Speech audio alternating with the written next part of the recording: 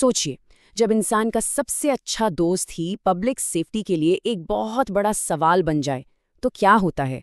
आज हम supreme court में चल रही एक ऐसी ही कह सकते हैं तनाव भरी कानूनी लड़ाई की जड़ तक जाएंगे जो इसी सवाल का जवाब ढूंढ रही है। तो चलिए सीधे इस मामले के दिल में उतरते हैं और शुरुआत करते हैं सुप्रीम कोर्ट के एक जस्टिस के इस एक बयान से। बस एक वाक्य जो भारत में आवारा कुत्तों पर चल रही पूरी की पूरी बहस को एक नया मोड़ दे सकता है। देखिए, ये जो तीखी टिप्पणी थी ना, ये कहीं हवा में नहीं आई। ये उस सुनवाई का हिस्सा थी जहां 3 जजों की एक स्पेशल बेंच बैठी थी और उन्होंने कुछ ऐसी चेतावनियां दी जिनकी गूंज अब पूरे देश में सुनाई दे रही है। कोर्ट का मैसेज राज्य सरकारों के लिए एकदम साफ और कड़ा है कि भाई अब हाथ पर हाथ धरकर बैठने का टाइम गया। अब से कुत्ते के काटने की हर घटना के लिए सीधे सीधे राज्यों को जिम्मेदार ठहराया जा सकता है। और जिम्मेदारी भी कैसी? आर्थिक, मतलब उन्हें भारी मुआवजा देना पड़ सकता है। जरा सोचिए इसके वित्तीय नतीजे कितने बड़े हो सकते हैं। पर सवाल ये उठता है कि सुप्रीम कोर्ट अचानक इतना सख्त हुआ क्यों? मतलब ऐसा क्या हो गया? इसे समझने के लिए हमें भारत की सड़कों पर चल रहे एक टकराव को देखना होगा। 2 बुनियादी सोच के बीच का एक बहुत ही नाजुक संतुलन। असल में इस पूरे मामले के दिल में एक बुनियादी टकराव है। एक तरफ है लोगों की सुरक्षा, जिसके साथ कोई समझौता नहीं हो सकता, और दूसरी तरफ है जानवरों के लिए दया और इंसानियत की अपील। अब सवाल यही है कि इन दोनों के बीच बैलेंस कैसे बने। तो देखिए, एक तरफ हमें हमलों की तस्वीरें दिखती हैं, समाज में फैला एक असली डर नजर आता है।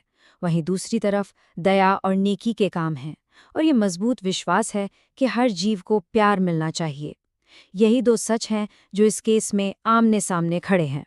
जजों की नज़र में सबूत बिल्कुल साफ थे। उन्होंने हमलों के वीडियो का जिक्र किया और कहा कि जनता के लिए जो खतरा है वो कोई कहानी नहीं है, बल्कि एक ठोस सच्ची हकीकत है और इस पर फौरन एक्शन लेने की ज़रूरत है। तो इस बढ़ते हुए टकराव को देखते हुए अदालत ने फैसला किया कि सिर्फ चेतावनी देने से काम नहीं चलेगा। उन्होंने एक साफ सुथरा रोड मैप तैयार किया है, कुछ ऐसे नियम बनाए हैं जो इस समस्या से सीधा निपट सकें। तो चलिए अब जरा इस 7 नवंबर के उस अदालती आदेश के मुख्य पॉइंट्स को समझते हैं। ये वो दस्तावेज है जो अब एक बड़ी बहस का सेंटर बन गया है कि इन नए नियमों को आखिर लागू कैसे किया जाएगा। अच्छा, अब जरा स्टेप नंबर 3 पर ध्यान दीजिए। सारा खेल यही है, यही सबसे बड़ा बदलाव है।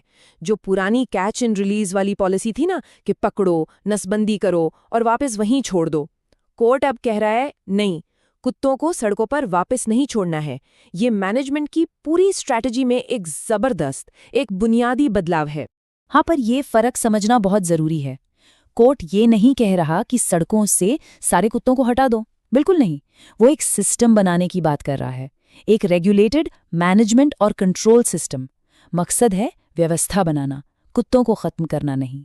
लेकिन सवाल ये है कि ये मामला देश की सबसे बड़ी अदालत तक पहुंचा कैसे?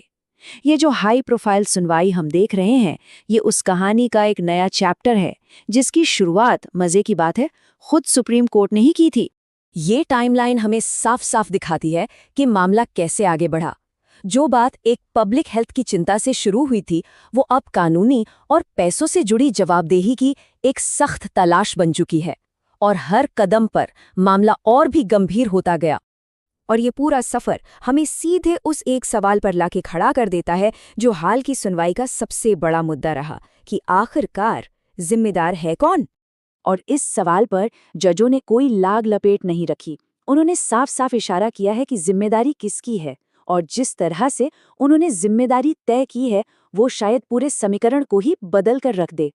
कोर्ट ने, आप कह सकते हैं, जिम्मेदारी को कई हिस्सों में बांट दिया है। मतलब अगर कोई हमला होता है तो हो सकता है कि स्थानीय सरकार को मुआवजा देना पड़े, लेकिन उसी इलाके में जो लोग कुत्तों को खाना खिलाते हैं उन्हें भी जिम्मेदार ठहराया जा सकता है। ये एक तरह की साझा जिम्मेदारी है। और एक जज का ये सवाल ये सीधा मुद्दे की जड़ पर वार करता है। कुत्तों को खाना खिलाने को उनकी हरकतों की जिम्मेदारी से जोड़ना, इसके जरिए कोर्ट एक नई लक्ष्मण रेखा खींच रहा है, और इसके कानूनी और नैतिक दोनों तरह के गहरे मतलब हैं। तो कुल मिलाकर कोर्ट का संदेश एकदम साफ है। वो चलता है वाला रवैया अब नहीं चलेगा। अब से हर एक्शन का या एक्शन ना लेने का एक सीधा और साफ नतीजा होगा। और अब सबसे बड़ा सवाल यही बचता है क्या कानूनी जवाबदेही का ये नया ढांचा इस समस्या को सच में हल कर सकता है?